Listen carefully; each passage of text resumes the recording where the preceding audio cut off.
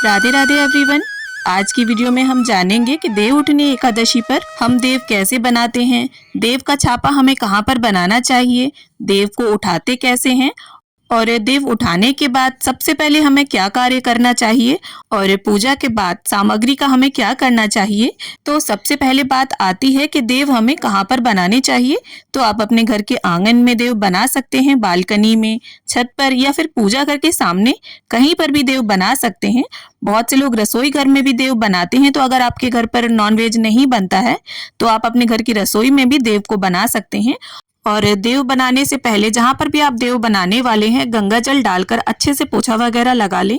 और देव का छापा बनाने के लिए आपको खड़िया, चूना या फिर गेरू चाहिए होगी। तो यहाँ पर देखिए गेरू पाउडर लिया है मैंने और खड़िया ले ली है। और पहले खड़िया से हम देव के घर की जो आकृति है वो बना लेंगे। इससे जब हम गेरू से देव मांडेंगे तो हमें आसानी रहेगी। तो इस तरह से आप चौक या खड़िया ले लें, उससे चौक और आकृति बना लें। चारों तरफ लाइन लगाकर बीच में हमें दरवाजा छोड़ना है और डबल लाइन ये हमें बनानी है। और देखिए आप ऐसी जगह बनाएं जहां किसी के पैर न पड़े। और यहाँ पर देखिए मैंने खड़िया से ही हाथ बना लिए हैं, देव के पैर बना लिए हैं और वी आकार में ऊपर के साइड मुख बना लिया है। और ये जो खड़िया से आकृति हमने बनाई है, इसी के ऊपर ऊपर बस अब हमें गेरू लगा लेनी है। तो देखिए पुराने समय में दीवारें कच्ची होती थी तो गाय के गोबर से लीप करके गेरू और चूने की मदद से देव बनाए जाते थे, जो देखने में भी काफी अच्छे लगते थे। तो देखिए अगर आपके घर की दीवार में टाइल्स लगे हुए हैं तो आप दीवार पर भी देव का छापा बना सकते हैं। तो इस तरह से देवों के घर को हमने बना लिया है और बीच में जैसा भी आप डिजाइन देना चाहें दे सकते हैं। मैंने यहाँ पर जिगजैग पैटर्न का डिजाइन दिया है। तो इस तरह से देखिए पहले तो हम देवों का घर बना लेते हैं, उसके बाद घर के अंदर हमें श्री हरि विष्णु भगवान बनाने के लिए क्रॉस बनाकर ऊपर नीचे से बंद कर दें, हाथ बना दें, पैर बना दें, आंखें, मुख बना दें। तो इस तरह से ये आकृति भगवान विष्णु का स्वरूप बन जाएगा। और इसके बाद देखिए हम स्वास्तिक बना लेंगे। आप चाहें तो चारों कोनों में स्वास्तिक बना सकते हैं। और तुलसी मैया हम बनाएंगे। उसके बाद बैकुंठ के लिए हम सीढ़ी बनाएंगे। तो जो भी शुभ चिन्ह होते हैं वो सभी हम घर के अंदर बनाएंगे। और देखिए देवों का घर आपको ऐसे बनाना है कि जब आप पूजा करें तब आपका मुख या तो पूर्व दिशा की ओर हो या उत्तर दिशा की ओर। और इसके साथ ही आपके घर में जितने मेंबर्स हैं उतने आप चरण बना लें। और जरूरी नहीं है बहुत सुंदर आकृति आपको आती हो, जैसी भी आती हो, सिर्फ भाव जो होता है वो जरूरी होता है। और साथ ही यहाँ पर गौ माता के खुर बना लेंगे, हम दीपक बना लेंगे। और लक्ष्मी माता का जो आसन है कमल, उसकी आकृति भी मैं यहाँ पर बना लूंगी। और देखिए अगर आपने बड़ा सा घर बनाया है तो आप यहाँ पर और भी कई सारी चीजें बना सकते हैं, जैसे सुदर्शन चक्र, शंख बना सकते हैं। जो भी चीजें शुभ हैं और भगवान श्री हरि विष्णु से, माता लक्ष्मी से, तुलसी मैया से रिलेट करती हैं, वो सभी चीजें आप यहाँ पर बना सकते हैं। और देव हम दिन में ही बना लेंगे। देव उठनी एकादशी के दिन आप दिन में किसी भी समय देव बना सकते हैं। और जब ये गेरू थोड़ा सूख जाए तो देव बनाने के बाद हम दिन में ही कुछ सामान यहाँ पर रखेंगे। मौसमी नई फसल की कुछ चीजें हम यहाँ पर रखेंगे, जैसे हमें गन्ना जरूर से लेना है क्योंकि देव उठनी एकादशी पर गन्ने का विशेष महत्व होता है।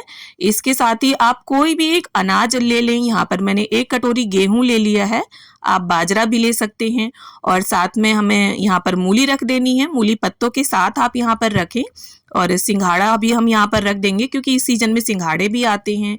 और साथ ही यहाँ पर कोई भी ऋतु फल आप रख दें। यहाँ पर मैं अमरूद रख रही हूँ। और साथ ही में आंवले जो हैं वो इस मौसम में आने शुरू हो जाते हैं, तो आंवले अगर मिल जाए आपको तो आंवले भी आप जरूर रखें। कुछ सेम की फलियां हम यहाँ पर रख देंगे। और इसके साथ ही हमें कॉटन यानी रुई जरूर रखनी है। इस मौसम में जो जो खेती होती है नई फसल की, वो सभी चीजें यहाँ पर रखी जाती हैं। और इसके साथ ही आपने जो भी देखिए मीठा बनाया हो या बाजार से कोई मिठाई मंगवाई हो उसे आप रख दें। और एक कुल्हड़ या मटकी में आप जल भरकर जरूर रखें, क्योंकि देखिए ऐसा गीत में भी है कि कोरा कलश मीठा पानी, उठो देव पियो पानी। तो पानी भी आपको जरूर रखना है यहाँ पर। और इसके साथ ही एक देसी घी का दिया भी हम रख देंगे। और जो दिया रखेंगे वो किनारे पर ही रखेंगे, ताकि जब हम जलाएंगे इसे तो जिससे हम ढकेंगे वो ज्यादा हमें उठाना ना पड़े। तो ढकने के लिए आप देखिए इस तरह से एक बांस की टोकरी ले सकते हैं, या कोई भी शुद्ध साफ बर्तन आप ले लें, पूजा का ले सकते हैं, या घर की परात भी ले सकते हैं, क्योंकि परात जो होती है वो जूठी नहीं होती है, शुद्ध बर्तन माना जाता है। तो यहाँ पर मैं बांस की डलिया से ढक रही हूँ। और आप देखिए डलिया लें या परात लें, पूरा जो सामान है वो कवर हो जाना चाहिए और इसके बाद हाथ जोड़कर हम यहाँ से हट जाएंगे। और ये जो तैयारी है हमें दिन में ही कर लेनी है, तो आप किसी भी समय ये सारी तैयारी दिन में ही कर लें। और उसके बाद जब सूर्यास्त होगा तब हमें देव उठाने हैं। तब तक देखिए बिल्कुल इसे हिलाना डुलाना नहीं है, बिल्कुल भी छेड़ना नहीं है। और जब सूर्यास्त होगा तब घर के सभी सदस्यों को और बच्चों को भी हम बुला लेंगे और देव उठाने के लिए सबसे पहले हम हाथ जोड़कर देवों से आग्रह करेंगे कि हे देव, आप अपनी योग निद्रा से जागिए और अपनी सृष्टि के संचालन के कार्यभार को संभालिए। और इसके बाद हम ताली बजाकर, शंख बजाकर या घंटी बजाकर और इसके बाद थाली बजाकर देवों को उठाएंगे। तो यहाँ पर जो भी थाली आप प्रयोग करें बजाने के लिए उसमें स्वास्तिक का शुभ चिन्ह जरूर बना लें और देव उठाने का गीत गाते हुए देवों को उठाएं। और देव उठाने का जो गीत है उसकी वीडियो मेरे चैनल पर अलग से है, लिंक आपको डिस्क्रिप्शन में मिल जाएगा। यहाँ पर अगर मैं गीत सुनाऊंगी तो वीडियो और भी लंबा हो जाएगा। तो इस तरह से गीत गाकर हमने देवों को जगा लिया। अब इसके बाद सबसे पहले आपने जो दीपक रखा था उसे धीरे से टोकरी या परात उठाकर हमें जला लेना है। ज्यादा नहीं उठाना है, इतना उठाना है कि बस दिया हमें दिख जाए और बहुत आराम से ये टोकरी हम किनारे पर ही रख देंगे। अब देखिए सबसे पहले जैसा कि मैंने बताया आपको क्या कार्य करना है देवों को उठाने के बाद। तो ऐसी मान्यता है कि जब देव 4 महीने की योग निद्रा के बाद जागते हैं तो सबसे पहले महारानी तुलसी की आवाज को सुनते हैं। तो सबसे पहले हमें अपने देवों को उठाने के बाद एक तुलसी दल लेना है और कोशिश करें आप उसमें मंजरी हो, और मंजरी जब भी तोड़े तो 1-2 तुलसी के पत्ते के साथ ही तोड़े, खाली मंजरी नहीं तोड़ी जाती। और सबसे पहले ये मंजरी वाला तुलसी दल हम अपने देवों को समर्पित करेंगे। अब देखिए गंगा जल और फूल की सहायता से स्नान की भावना से हम अपने देवों को छींटा दे देंगे, वस्त्र की भावना से कलावा अर्पित कर देंगे और इसके साथ ही चंदन, रोली, तिल समर्पित कर देंगे। और अगर आपके पास पुष्प हैं तो आप वो समर्पित करें, ना हो तो कोई बात नहीं। और इसके बाद यथासंभव अपने दक्षिणा समर्पित कर दें और इसके बाद जो दीपक हमने रखा था उसी से प्रेम पूर्वक हम अपने देव की आरती उतार लेंगे। और इसके साथ ही देखिए भोग का मैं आपको बता दूं, जो हमने देव को समर्पित किया है वो सभी भोग आप परिवार के सभी सदस्यों में वितरित कर दीजिए। और गेहूं अगर आप चाहें तो दान भी कर सकते हैं दक्षिणा के साथ, और ना चाहें तो खाली दक्षिणा जो है वो किसी भी कुंवारी लड़की को आप दे दीजिए घर की। और जो रुई हमने समर्पित की है उसकी देखिए बातियां बनाकर आप पूजा में प्रयोग कर लीजिए। और जो देव हमने बनाए हैं तो बहुत से लोग रात में सोने से पहले हटाते हैं और बहुत से लोग सुबह हटाते हैं।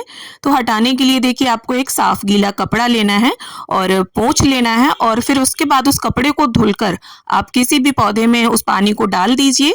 हमारे यहाँ देव जो है वो सुबह हटाए जाते हैं। तो इस प्रकार देखिए पूजा संपन्न होने के बाद 3 बार जल घुमाते हुए पूजा का आचमन कर लें और हाथ जोड़कर देव से पूजा में रही कमियों के लिए क्षमा याचना कर लें। तो उम्मीद करती हूँ वीडियो देखकर आप सभी को इससे मदद मिले। वीडियो अगर थोड़ी भी हेल्पफुल हो, थोड़ी भी अच्छी लगी हो तो प्लीज वीडियो को लाइक करें, शेयर करें और हिंदू धर्म के व्रत, तीज, त्योहारों की पूजा विधि जानने के लिए चैनल को सब्सक्राइब कर लें।